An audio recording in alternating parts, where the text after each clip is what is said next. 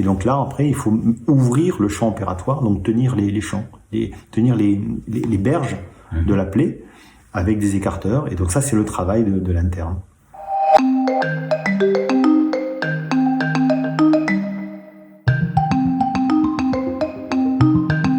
La deuxième année, c'est la découverte du corps, du vrai corps, avec les dissections au laboratoire d'anatomie.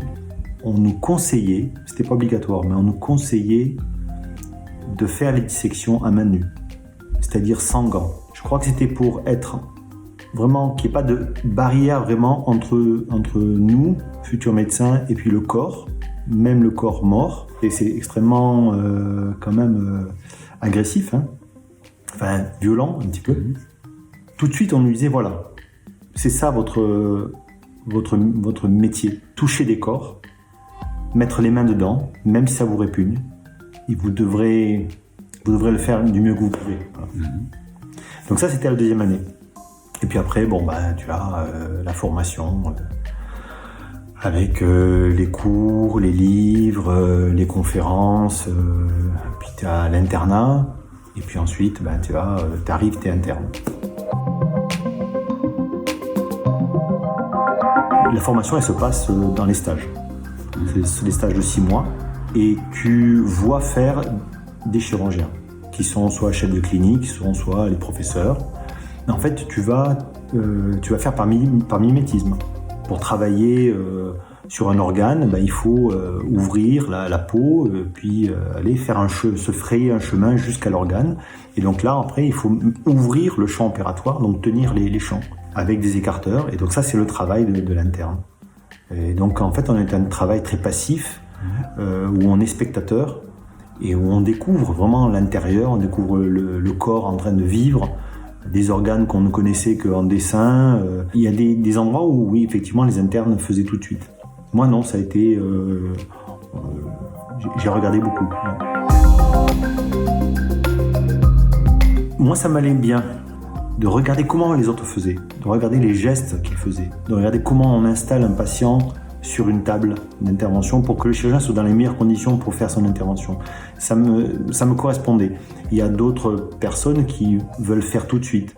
Moi, j'avais besoin vraiment de comprendre avant de faire. Et c'est toujours comme ça aujourd'hui que je fonctionne. Je me lance pas sur une intervention si je la connais pas parfaitement. On va te donner le diplôme, au bout de ton internat, tu vas l'avoir, le diplôme. Mais si tu te contentes uniquement de ce que tu as vu, il te manquera des choses. L'internat te donne une formation de base.